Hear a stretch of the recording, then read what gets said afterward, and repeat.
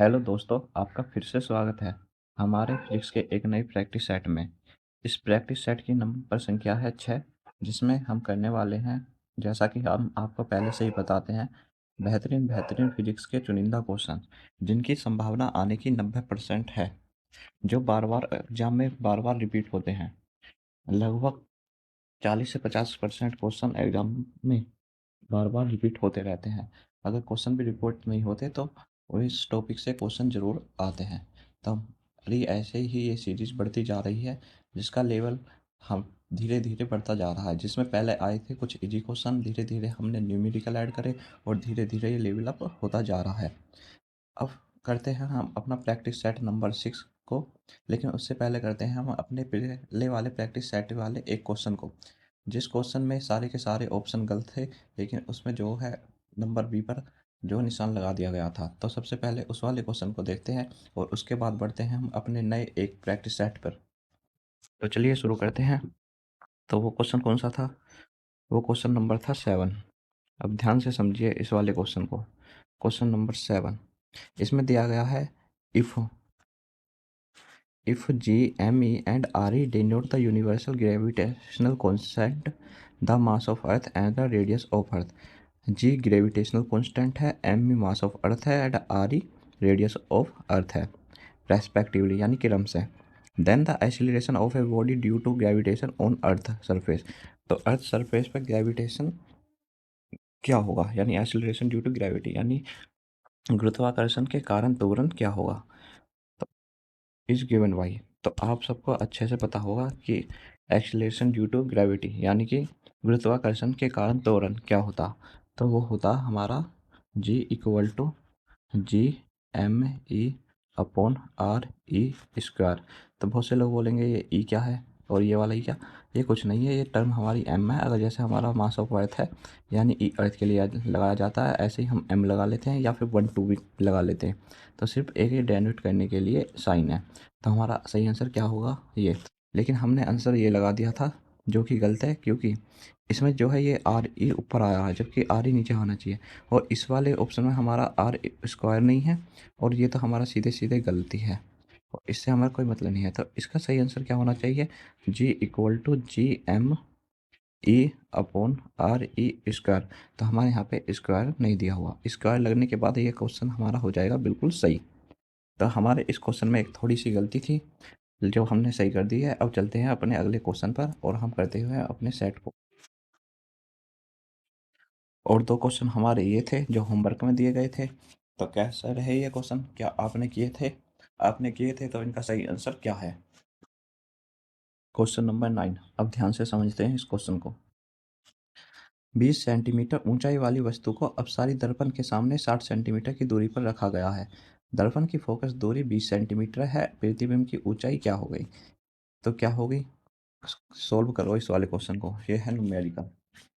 इसे करने में आपको 1 मिनट का टाइम लग सकता, लेकिन क्वेश्चन ज़्यादा हार्ड नहीं है, काफ़ी आसान क्वेश्चन है। इसके लिए आपको फॉर्मूले और टॉपिक क्लियर होने चाहिए। इससे भी पहले हम समझते हैं कुछ फॉर्मूले को जो हमारे बहुत ज़रूरी हैं।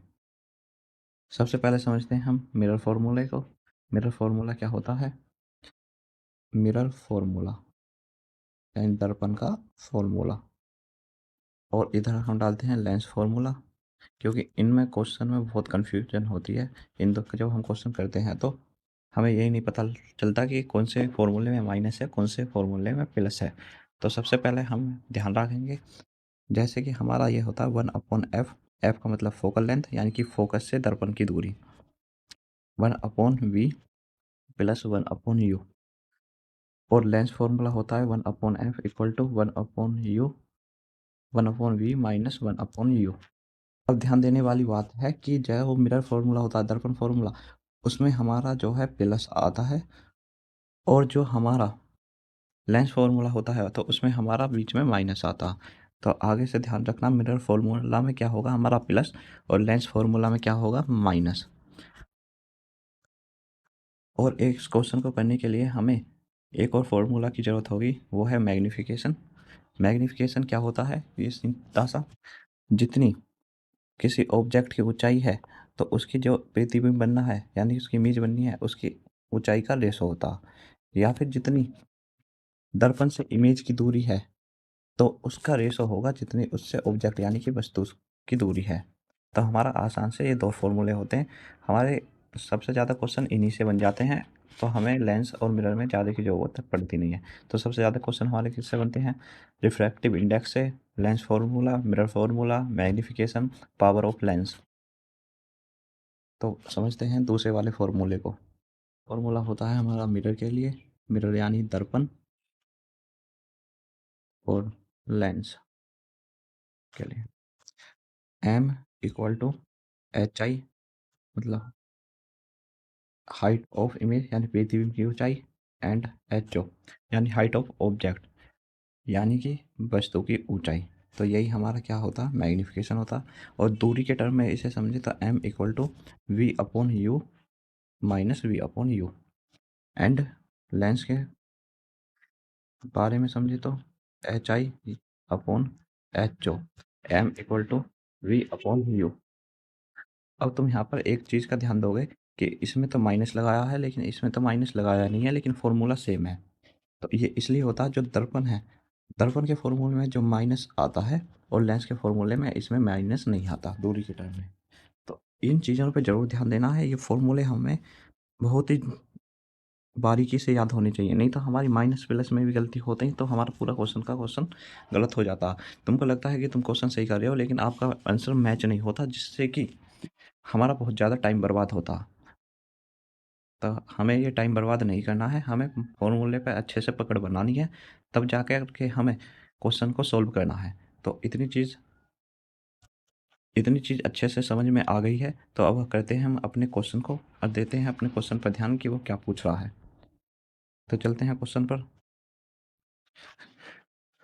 तो सबसे पहले हमारा क्वेश्चन में पूछा है दर्पण की फोकस दूरी 20 सेंटीमीटर, प्रतिबिंब की ऊंचाई क्या होगी। तो हमें निकालना है प्रतिबिंब की ऊंचाई यानी एच आई, हमें फाइंड करना है। तो एच आई तो क्या कर सकते हैं हम, सबसे पहले देखो 20 सेंटीमीटर वाली वस्तु यानी कि हमारा एच ओ दिया गया है 20 सेंटीमीटर, और दर्पण की फोकस दूरी दी गई है, दर्पण की फोकस दूरी 20 सेंटीमीटर दी गई है, यानी कि फोकल लेंथ हमारी कितनी दी गई है, 20 सेंटीमीटर।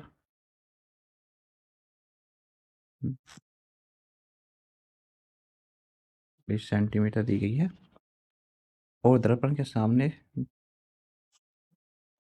और जो है वस्तु हम अपसारी दर्पण के सामने 60 सेंटीमीटर दूरी पर रखी गई है, यानी कि यू कितना है, 60 सेंटीमीटर। अब अपसारी दर्पण हो चाहे अभिसारी दर्पण हो, कॉनकेव हो या कॉन्वेक्स हो, तो यू यानी कि वस्तु की दूरी क्या होती है, निगेटिव, उसे हम लेते हैं निगेटिव ही। यानी कि चाहे अपसारी दर्पण हो चाहे अभिसारी दर्पण हो, जिसे बोलते हैं हम convex lens and concave lens, चाहे कॉन्वेक्स मिरर या कॉनकेव मिरर। तो कॉन्वेक्स, तो हमारी वस्तु की दूरी क्या होती है, निगेटिव। अगर फोकल लेंथ की बात करें तो फोकल लेंथ अगर कॉन्वेक्स लेंस है या कॉन्वेक्स मिरर है तो हमारी पॉजिटिव होगी, अगर कॉनकेव मिरर है या कॉन्वेक्स लेंस है तो हमारी निगेटिव होगी। तो हमारी ये इतनी चीज़ हमें क्वेश्चन में दी गई हैं। तो हमें मैग्नीफिकेशन निकालने के लिए क्या चाहिए, height of image and height of object, या फिर हमारा दूसरा मैग्नीफिकेशन का formula V upon U minus का। तो हमें इतनी चीज़ चाहिए। तो हमारे पास यू की वैल्यू है लेकिन हमारे पास वी की वैल्यू नहीं है, तो वी की वैल्यू हम कहाँ से निकालेंगे, तो हमारा 1/f वाला जो फॉर्मूला है इससे हम अपनी वी की वैल्यू निकाल लेंगे। तो ये होता है हमारा 1/v प्लस 1/u। तो ये कितना है हमारा, 1/f कितना है हमारा, 1/20 इक्वल टू 1/v प्लस का, और ये हो गया माइनस का। तो ये 1/-60, तो इसे क्या बना देगा, प्लस माइनस को माइनस, और जो हमारा 1/v हो जाएगा वो हो जाएगा 1/20 प्लस 1/60, जिसका आंसर आएगा 61, 20 एंड 80/100। इसे इससे डिवाइड करेंगे तो 8, 8 1 जा 8, 8 5 जा 40, तो जिससे हमारा 1/v बन जाएगा 1/15। तो हमारा यहाँ से v कितना निकल कर आएगा, 15 सेंटीमीटर। तो हमारा v आ गया, और बाकी चीज़ को हम करते हैं इरेज। इस तरीके से हमने अपना वी निकाल लिया। तो हमारी वी की वैल्यू कितनी आ रही है, 15 सेंटीमीटर। अब लगाते हैं दोनों मैग्नीफिकेशन के फॉर्मूले को। जब m equal to H I upon H O है and m equal to minus V upon U है, तो हमारे पास एच आई की वैल्यू है, एच ओ की वैल्यू हमें, एच आई की वैल्यू हमें निकालनी है, एच ओ की वैल्यू हमें दे रखी है, और हमारे पास v की वैल्यू है एंड u की वैल्यू है। तो लगाते हैं सिंपल सी फॉर्मूले में, v upon U equal to H I upon H O. v की वैल्यू कितनी थी हमारी, -15 सेंटीमीटर। u की वैल्यू कितनी थी, -60 सेंटीमीटर। और इमेज की हमें निकालनी है हाइट, और ऑब्जेक्ट की हाइट है 20 सेंटीमीटर। माइनस से माइनस खत्म, 20 दिया 60 एंड 3 पंजे 15। तो हमारा सही आंसर कितना आएगा, 5 सेंटीमीटर। तो हमारा सही आंसर होगा 5 सेंटीमीटर। तो कैसा लगा आपको ये क्वेश्चन, और कैसा रहा इस क्वेश्चन का लेवल? क्या आपको लेंस फॉर्मूले और मैग्नीफिकेशन फॉर्मूले में अंतर पता चला? तो इसमें सबसे ज़्यादा माइनस प्लस का ध्यान रखने वाली बात होती है कि मैग्नीफिकेशन के फॉर्मूले का मिरर का नेगेटिव लेना है, या मिरर का लेंस फार्मूला, या फिर मिरर फार्मूले में फोकल लेंथ वाला फार्मूला का पॉजिटिव और नेगेटिव लेना है। तो एक बार हम फिर से ध्यान देते हैं। मिरर फार्मूला होता है 1/f equal to 1/u plus 1/u। Mirror है यानी दर्पण है, तो दर्पण वाले में इसे हम लेंगे प्लस, यानी 1/f equal to 1/u plus 1/u। लेकिन लेंस फार्मूला है, लेंस फार्मूला लेंगे फोकल लेंथ वाले फार्मूले के 1/, equal to 1/v minus 1/u। इसको बोलते हैं हम मिरर फार्मूला, इसको बोलते हैं हम लेंस फार्मूला। तो हमारे ये ध्यान रखने वाली बात होती है। आते हैं हम मैग्नीफिकेशन पर। मैग्नीफिकेशन का फॉर्मूला होता है हमारा मिरर के लिए height of image and upon height of object, m equal to negative value लेते हैं हम किसमें, मिरर के फॉर्मूले में, जिसे बोलते हैं m equal to minus V upon U. लेकिन लेंस के फॉर्मूले में, मैग्नीफिकेशन वाले फॉर्मूले दूरी की टर्म में हम निगेटिव नहीं लेते। और मैग्नीफिकेशन में height of image and height of object वाले जो फॉर्मूला होता है उस वाले रेशो वाले में ये बिल्कुल सेम होते हैं। तो इसी के साथ आते हैं हम अपने अगले क्वेश्चन पर। तो हमारा अगला क्वेश्चन क्या है, क्वेश्चन नंबर 10। यदि 4 ओम प्रत्येक वाले दो प्रतिरोध ए और बी समांतर संयोजन यानी कि पैरेलल में जोड़े जाते हैं, और 6 ओम वाला तीसरा प्रतिरोध सी ए और बी के साथ श्रेणी क्रम में संयोजन है, श्रेणी क्रम यानी सीरीज में, तो परिपथ के तुल्य प्रतिरोध होगा 6 ओम, 8 ओम, 10 ओम, या फिर डी 4 ओम। तो क्या है इसका सही जवाब, बताएं सॉल्व करके कमेंट बॉक्स में। तो करिए इस वाले क्वेश्चन को बेहद खतरनाक तरीके से। इसके लिए भी हमें दो फॉर्मूले याद करने पड़ते हैं। तो वो कौन कौन से दो फॉर्मूले हैं, तो उन्हें भी समझते हैं। अगर हमारा रेजिस्टेंस है, रेजिस्टेंस यानी प्रतिरोध, अगर वो पैरेलल में जुड़ा हुआ है, तो उसके लिए फॉर्मूला होता है 1/r equal to 1/r1 plus 1/r2 plus 1/r3। ऐसे ये बढ़ता हुआ चले जाता है, जब कितने भी रेजिस्टेंस हो उसके लिए, फिर R4, R5, R6 इस तरीके से।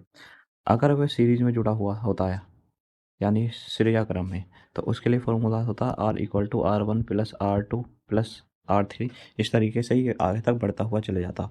तो करते हैं अपने क्वेश्चन को।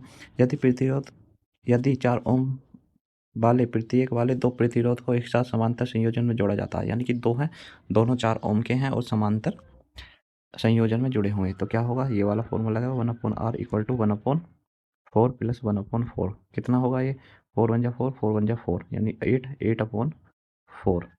तो क्या है हमारा 4 × 4, 4 × 4 यानी कि 8 एंड 4 4 = 16। तो हमारा क्या बनेगा ये, 8 × 1 = 8, 8 2 = 16, यानी कि 1/r की वैल्यू होगी 1/2। जिससे हमारा रेजिस्टेंस, अगर हम इसकी मल्टीप्लाई इधर करेंगे, इसकी मल्टीप्लाई इधर करेंगे, तो r इक्वल टू 2 ओम आएगा। लेकिन अभी क्वेश्चन हमारा ख़त्म नहीं हुआ। अभी क्या बोल रहा है, तो 6 ओम वाला तीसरा प्रतिरोध सी ए और बी के साथ श्रेणी क्रम में संयोजन है, लेकिन उसी क्रम में जो है एक 6 ओम वाला रेजिस्टेंस भी जुड़ा हुआ है। तो अगर हम श्रेणी क्रम में यानी सीरीज में बात करते हैं, तो रेजिस्टेंस जुड़ा होता है R equal to R1 plus R2 plus R3 इस तरीके से। तो R की वैल्यू हमारी क्या हो गई, R1 कितना है हमारा यहाँ पर 2 ओम, और बाकी हमारा एक जुड़ा हुआ है 6 ओम वाला रजिस्टर। टोटल हमारा कितना आया, 8 ओम का रजिस्टर। तो हमारा सही आंसर क्या होगा, बी। तो कितना आसान क्वेश्चन था, बस हमें फॉर्मूला याद होना चाहिए और फिर वो अप्लाई करना आना चाहिए। तो इतना ही आसान क्वेश्चन है, थोड़ा सा हमें टॉपिक क्लियर होना चाहिए कि रजिस्टर क्या होता है और प्रतिरोध क्या होता है। तो इसी के साथ हमारे प्रैक्टिस सेट नंबर 5 के होमवर्क वाले क्वेश्चन भी ख़त्म होते हैं। तो हम शुरू करते हैं अब अपना प्रैक्टिस सेट नंबर 6। तो क्या है हमारे प्रैक्टिस सेट 6 में और कैसे कैसे क्वेश्चन आए हैं हम जल्द देखेंगे। तो चलिए शुरू करते हैं हम अपने प्रैक्टिस सेट नंबर 6 को। हम अपने एक लेक्चर में ज़्यादा क्वेश्चन नहीं पढ़ेंगे, 8 से 10 क्वेश्चन सीखेंगे, लेकिन सीखेंगे ज़बरदस्त तरीके से। ज़्यादा प्रेशर लेकर नहीं पढ़ेंगे, थोड़ा पढ़ेंगे लेकिन अच्छे से पढ़ेंगे। ऐसा नहीं कि सारी चीज़ें एक साथ पढ़ेंगे, आधी भूल जाएंगे और आधी याद नहीं रहेंगी। जितनी पढ़ेंगे अच्छे से पढ़ेंगे और सारी चीज़ें याद रखेंगे, क्योंकि 80% क्वेश्चन, 100% तो नहीं, 80% क्वेश्चन तुम्हारे इसी तरीके से फंस जाएंगे, जो तुम्हारा एक बेहतर स्कोर कर पाएंगे। तो इस सेट का पहला क्वेश्चन है सीधा करंट से जुड़ा हुआ यानी विद्युत धारा से जुड़ा हुआ। तो क्या है आंसर और क्वेश्चन इसका देखो।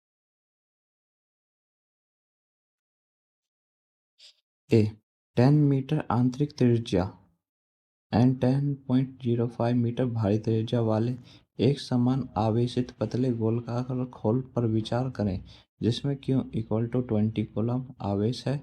दूरी R लेस देन 10 मीटर पर किसी बिंदु V पर विद्युत क्षेत्र होगा। तो करते हैं शुरू। जैसे कि हमारा कोई स्पेयर है, स्पेयर यानी कि कोई गोला, स्पेयर हमारा कोई गोला है और उसमें कोई दूरी है 10 मीटर की, और एक उसके बाहर वाला जो आउटर पार्ट है,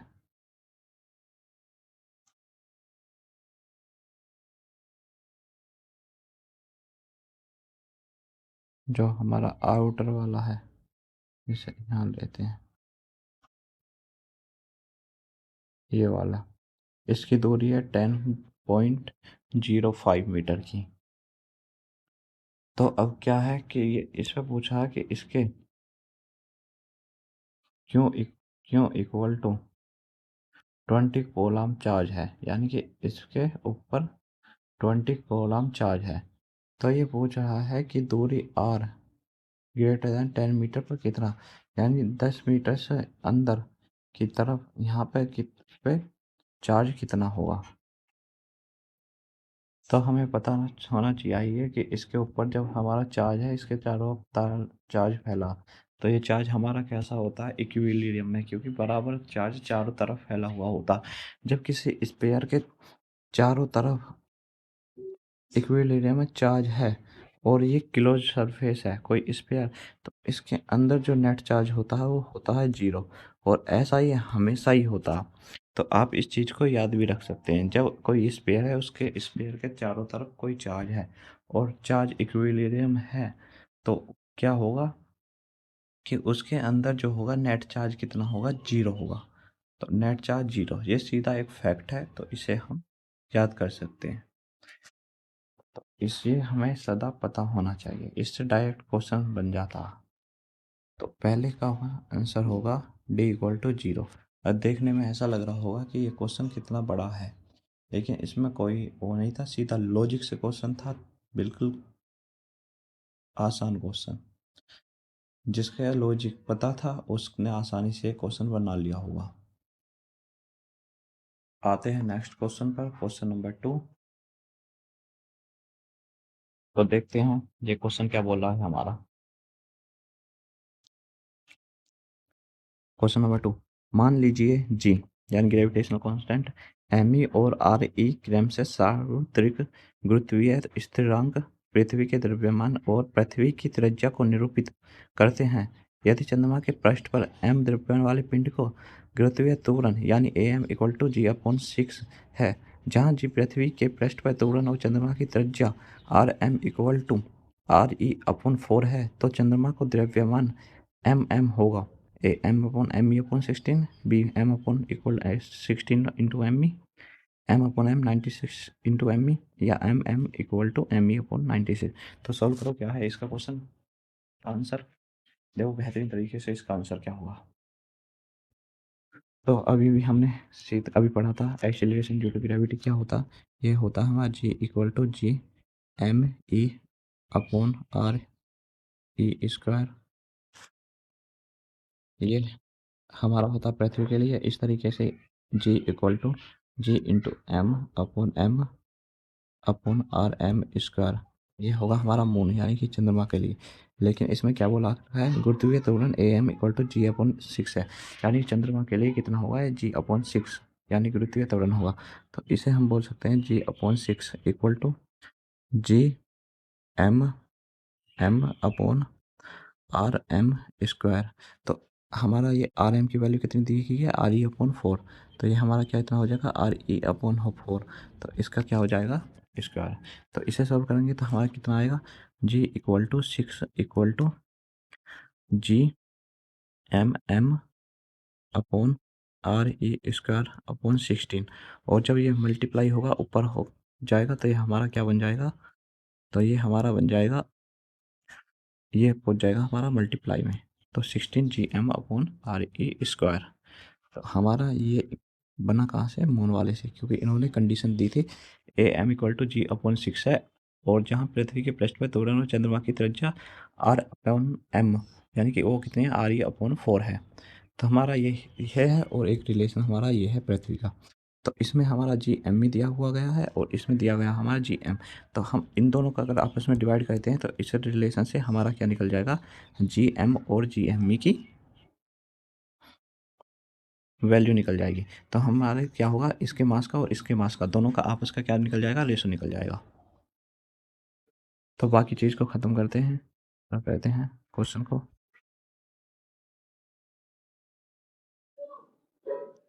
ये क्वेश्चन थोड़े से बड़े होते हैं इसलिए स्क्रीन छोटी पड़ जाती है, तो थोड़ी सी परेशानी होती है। अब G upon 6 equal to G M into R, इसका में हम डिवाइड, इससे डिवाइड देते हैं किसमें, G equal to G M E upon R E square में। क्या होगा, ये डिवाइड में, ये डिवाइड में, जी से जी कट जाएगा, जी से जी कट जाएगा, आर ई स्क्वायर है, आर ई स्क्वायर से आर ई स्क्वायर कट जाएगा। तो हमारा क्या बचेगा, 1/16 equal to M E upon M M into 16। तो ये हमारा 6 है। तो अब जब ये सॉल्व करेंगे इसे, तो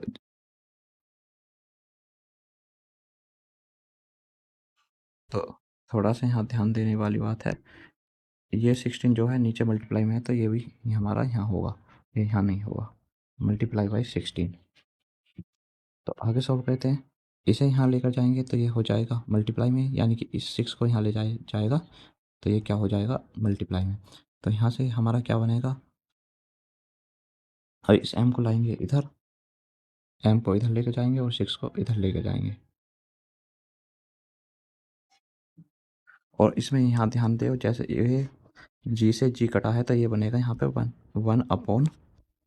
1/6। और जब ये डिवाइड में इसे मल्टीप्लाई में चेंज करेंगे तो ये 6 जाएगा हमारा ऊपर, तो ये वाला 6 हमारा यहाँ होगा और ये वाला 16 हमारा यहाँ होगा। तो हमारा आंसर अब सही, तो ये है हमारा ये, और ये वाला है, ये वाला 16 हमारा आएगा यहाँ पर, क्योंकि ये जी एम एम अपॉन 16 ये यहाँ पर है, ये 1/1/6 है, तो ये ऊपर जाएगा तो मल्टीप्लाई होगा, और ये है। तो इस वाली टर्म को उठा के लेकर जाएंगे इधर, तो ये हो जाएगा 16 का 96 equal to M E upon M M. तो अगर एम एम को इधर लेकर जाते हैं हम, तो ये हो जाएगा हमारा एम ई अपॉन 96। तो हमारा सही आंसर क्या होगा, एम एम 96। थोड़ा सा क्वेश्चन बड़ा था लेकिन लॉजिक क्लियर है तो ये भी आसानी से बन जाएगा। थोड़ा सा मल्टीप्लाई पर ध्यान देना है, क्योंकि थोड़ी सी टर्म चेंज होते ही हमारा आंसर मैच कर जाता है, आंसर गलत होने की संभावना बढ़ जाती हैं। तो थोड़ा इसको ध्यान से करें, लेकिन जब आप किसी पेज पर करोगे तो आसानी से कर लोगे, स्क्रीन पे करने में थोड़ी सी दिक्कत होती है। तो अब आते हैं अगले क्वेश्चन पर। अब आता है हमारा क्वेश्चन नंबर 4। क्वेश्चन नंबर 4 क्या है, क्या बोल रहा है ये,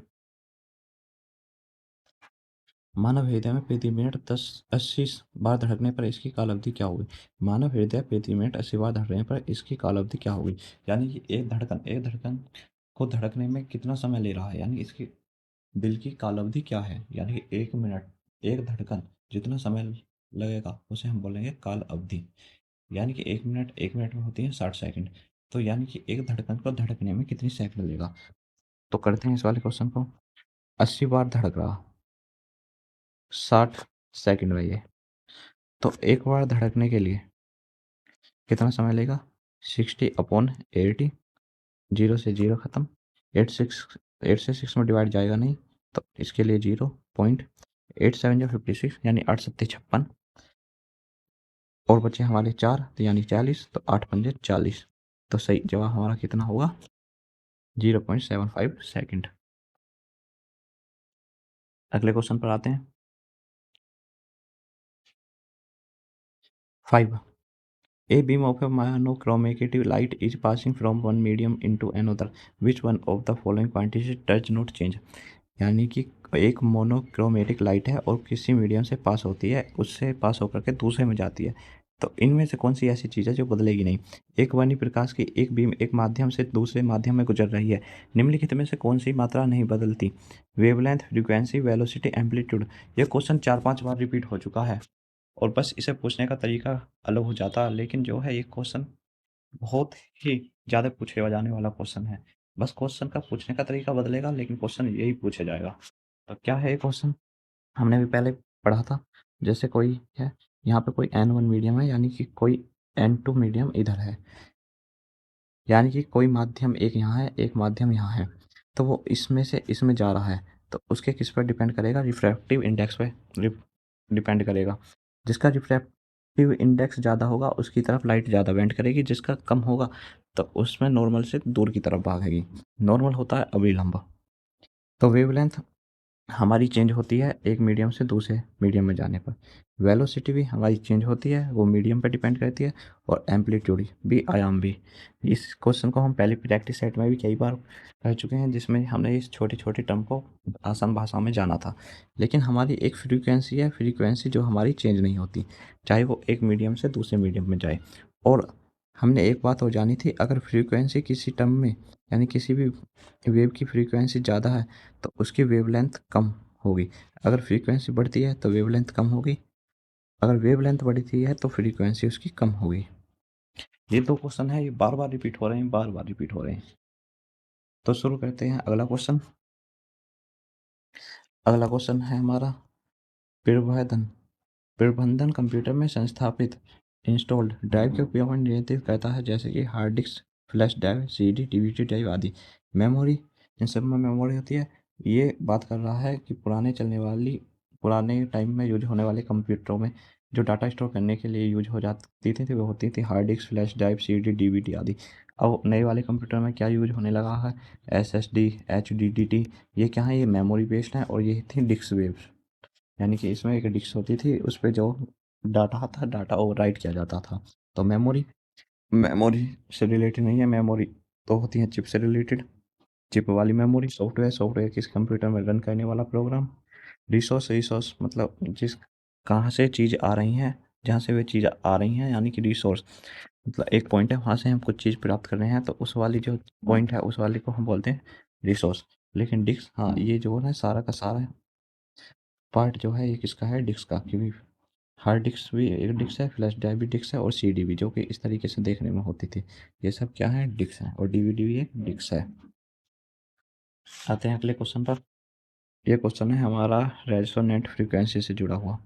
तो यदि R equal to 25 kilo ohm और C इक्वल टू 0.004 माइक्रोफेरेड हो, तो बीन ब्रिज यानी 2 लीटर की अनुनादी आवृत्ति क्या होगी, यानी उसकी रेजोनेंट फ्रीक्वेंसी क्या होगी। तो सबसे पहले हमें ये पता होना चाहिए कि रेजोनेंट फ्रीक्वेंसी का फॉर्मूला क्या है। तो क्या है रेजोनेंट फ्रीक्वेंसी, तो जानते हैं रेजोनेंट फ्रीक्वेंसी का फॉर्मूला क्या होता है। फॉर्मूले के बिना तो हम क्वेश्चन ही नहीं कर पाएंगे। तो रेजोनेंट फ्रीक्वेंसी क्या होती है, रेजोनेंट फ्रीक्वेंसी होती है यानी अनुनादी आवृत्ति, जिसको बोलते हैं हम F = 1/2 पाई R सी। हमारा दिया गया है R equal to 25 kilo ohm. 25 kilo ohm को जब हम ओम में चेंज करेंगे यानी किलो को, अगर हम सिंपल में चेंज करते हैं तो क्या करते हैं 1000 से मल्टीप्लाई करते हैं, तो इसमें क्या होगा 25 मल्टीप्लाई बाई 10 की पावर 3, यानी कि 1000 है जिसको हम कॉम्पैक्ट फॉर्म में 10 की पावर 3 लिख देते हैं। और उसके बाद हमारा होता है सी इक्वल टू 0.004। अगर ये दी है माइक्रो फैरेड में, इसको फैरेड में बदलेंगे तो 10 की पावर 6 से डिवाइड करेंगे तो वो पावर चेंज होकर बनेगी क्या, 0.004 इंटू 10 की पावर -6। तो इस वाली चीज़ों को हम इस फॉर्मूले में पुट करेंगे, पुट करने के बाद हम आंसर निकाल देंगे। तो आंसर क्या होगा, तो ये चीज़ याद रखना। तो ये वाली सारी चीज़ ख़त्म करी जाएंगी तो जो इसमें पुट करे जाएंगी, तो ये वाली वैल्यू को हम पुट करेंगे इस वाले फॉर्मूले में। तो क्या होगा 1/2 multiply by pi into 25 into 10 की पावर 3 इंटू 0.004 इंटू 10 की पावर -6। अब क्या होगा, ये पावर माइनस में ये प्लस में तो आपस में क्या हो जाएंगे, ये सब्ट्रैक्ट हो जाएंगी। सब्ट्रैक्ट होने के बाद क्या बनेगा 1/2 into pi into 25 multiply by 10 की पावर -3 इंटू 0.004। अब इन दोनों की आपस में मल्टीप्लाई करते हैं 25 की और इसकी, तो ये होगा 25 चौका 100।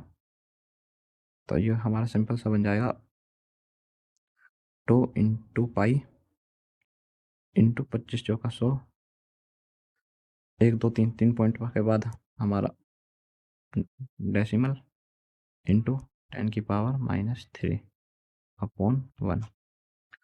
अब यहाँ से क्या बनेगा, अब ध्यान से देखो, ये 0.1 है तो इसे 1 बनाने के लिए तो इसमें क्या करेंगे -1 ऐड कर देंगे, यानी कि ये क्या है 10 की पावर -1। तो ये कुल मिला के कितनी होगी 2 पाई इंटू 1 इंटू 10 की पावर -4। ठीक। अब इसमें से अगर हम एक पावर ऊपर लेकर जाते हैं तो ये बन जाएगा हमारा सिंपल -3 है ये।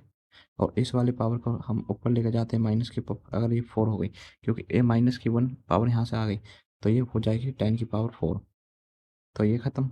तो इस 10 की पावर 4 में से हम क्या करते हैं कि एक 10 बाहर निकाल लेते हैं और 10 की पावर 3 अपॉन 2 पाई। अब क्या होगा इस 2 में से ये 2 5 जा 10, तो ये कितना बन जाएगा 2 × 5 अपॉन पाई इंटू 10 की पावर 3 हर्ट्स। अब ये हमारा हर्ट्स में है। अगर इसको हम किलो हर्ट्स में बदलेंगे तो इसमें करेंगे क्या, किलो हर्ट्स में बदलने के लिए, यानी कि कोई चीज़ है मीटर है, मीटर से सेंटीमीटर में बदलने के लिए 100 की मल्टीप्लाई की जाती है, तथा सेंटीमीटर से मीटर में बदलने के लिए 100 से डिवाइड करा जाता है। इस तरीके से किसी चीज़ को किलो से ग्राम में बदलने के लिए 1000 से मल्टीप्लाई करी जाती है और उसको ग्राम में से किलो में बदलने के लिए डिवाइड किया जाता है 1000 से। तो अगर हम इसे 1000 से डिवाइड कर देंगे, यानी कि 10 की पावर 3 से डिवाइड कर देंगे, तो इस वाली 10 की पावर 3 से ये वाली 10 की पावर 3 ख़त्म हो जाएगी। तो हमारा क्या आंसर होगा 5/पाई, जो होगा हमारा 5/5 किलो हर्ट्स, यानी कि ये वाला आंसर हमारा बिल्कुल सही होगा। इस वाले क्वेश्चन की प्रैक्टिस आप पेपर पेन पर कर लेना, 1 या 2 बार कर लेना, तो आपको ये माइनस प्लस की झंझट खत्म हो जाएगी। करते हैं अपना नेक्स्ट क्वेश्चन। Question number 8। 72 ओम प्रतिरोध वाले एक चालक तार को 12 समान टुकड़ों में काटा गया है। उनमें से 6 समानांतर क्रम में और 6 श्रेणी क्रम में जोड़े गए हैं। यदि ये दोनों संयोजन श्रेणी क्रम में जुड़े हों तो प्रभावी प्रतिरोध कितना होगा। तो चलिए शुरू करते हैं इस वाले क्वेश्चन को। आसानी क्वेश्चन है, जैसे पहले पूछा गया था, बस इसमें थोड़ा सा कॉन्सेप्ट यह है कि एक वायर है, इस वायर को अलग अलग पीसों में काटा गया है। तो ये पूरा वायर जब 72 ओम का है तो अलग अलग पीसों में काटा गया तो 12 में, तो हर एक वायर में कितने ओम का रजिस्टर होगा, मतलब हर एक पार्ट में कितना ओम का रजिस्टर बनेगा, यानी कि वो कितनी रजिस्टेंस पैदा करेगा। तो 12×72 तो कितना रजिस्टेंस पैदा करेगा 6 ओम का। यानी अब ध्यान रखना, अब ये 12 पीस है, 12 के 12 पीसों में अलग अलग पीस में 6 ओम रजिस्टेंस है। तो उसमें क्या क्या गया गया टुकड़ों में काटा गया है। यहाँ तक हमारा क्वेश्चन पूरा हुआ है। उनमें से 6 समानांतर क्रम में यानी कि पैरेलल में जोड़े गए हैं। तो 1/r कितने रेजिस्टेंस हो हमारे 1/6 1/6 1/6 1/6 1/6 कितने हो गए 5 और ये होगा हमारे 6 यानी 1 2 3 4 5 6 यानी 6 रेजिस्टेंस हमारे कैसे जोड़े गए हैं पैरेलल में। तो ये कितना हो गया 1 2 3 4 5 6 यानी कि कुल मिला के हो गए 6/6 यानी कि कुल मिला के 1 ओम यानी कि एक रेजिस्टेंस जो हमारा पूरा रेजिस्टेंस बन का आ गया इन चारों का इन 6 के 6 का। तो टोटल रेजिस्टेंस कितना बनना है 1 ओम का। लेकिन अभी क्वेश्चन में क्या बोल रहा है और 6 श्रेणी क्रम में जोड़े गए हैं। तो 6 श्रेणी क्रम में जो जोड़े गए हैं उन्हें भी निकाल लेते हैं। तो श्रेणी क्रम के लिए हमने पहली भी पढ़ा था श्रेणी में किस तरीके से निकालते हैं। तो R equal to R1 R2 R3 R4 इस तरीके से। तो ये कितना होगा 6 ओम 6 ओम 6 6 6 प्लस 6 प्लस 6 6 ओम के रजिस्टर है और 6 है 1 2 3 4 5 6 3 है 3 6 तो ये कितने हो गया 36 ओम यानी कि 36 ओम का रजिस्टेंस इसमें हो गया और 1 ओम का रजिस्टेंस इसमें हो गया। अब ये क्या है यहाँ तक अब हमारा क्वेश्चन कंप्लीट है। अब ये कह रहा ये दोनों का संयोजन श्रेणी क्रम में जुड़ा हुआ है यानी कि ये वाला रजिस्टेंस और ये वाला रजिस्टेंस दोनों किसमें श्रेणी क्रम में जुड़ा हुआ है। तो ये वाला और ये वाला हम दोनों रेजिस्टेंस को जोड़ देंगे कितना बनेगा 36 प्लस 1 इक्वल टू 37 ओम। तो हमारा ये कितना बनेगा 37 ओम का रजिस्टर।